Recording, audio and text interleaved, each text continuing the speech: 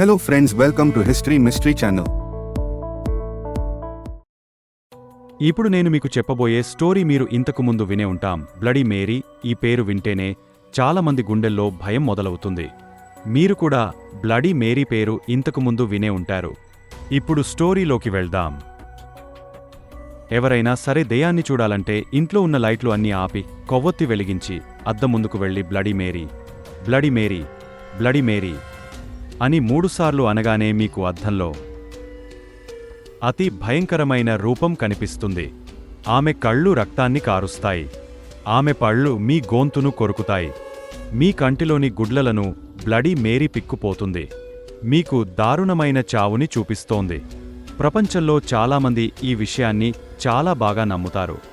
చాలామంది జీవితంలో బ్లడీ మేరీని స్వయంగా చూశామని చెప్పే వాళ్ళు ఉన్నారు. చాలామంది ఆ బ్లడీ మేరీ చేతిలో చనిపోయిన వారు ఉన్నారు. కనుగుడ్లు వేరు చేయబడ్డాయి. వాళ్ల గొంతు కొరికి రక్తం తాగబడింది. ఇప్పుడు బ్లడీ మేరీ రియల్ స్టోరీ గురించి తెలుసుకుందాం. చాలా రోజుల క్రితం మేరీ అనే అమ్మాయి ఉండేది. ఆమె అంత అందంగా ఉండేది కాదు. ఎప్పుడు అద్దంలో చూసుకుని చాలా బాధపడేది. అయితే ఒకరోజు వాళ్లమ్మ తన కోసం కొత్త బట్టలు తీసుకుని వచ్చింది.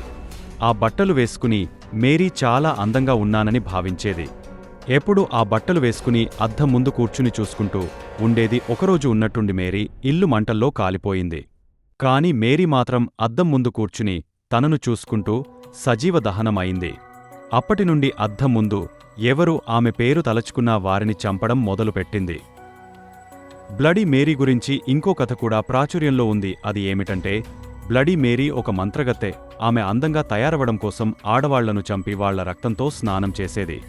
ఈ విషయం చుట్టుపక్కల వాళ్లకి తెలిసి బ్లడీ మేరీని అందరూ కలిసి కాల్చి చంపేశారు. అందువల్ల ఎవరు తనను తలచుకున్నా సరే వాళ్లను చంపడం మొదలుపెట్టింది. ఇప్పటివరకు బ్లడీ మేరీ చేతిలో చనిపోయినవారు చాలామంది ఉన్నారు. ఎవరైతే తనను నమ్మి తలచుకుంటారో వారిని చంపడానికి తను తప్పకుండా వస్తుంది.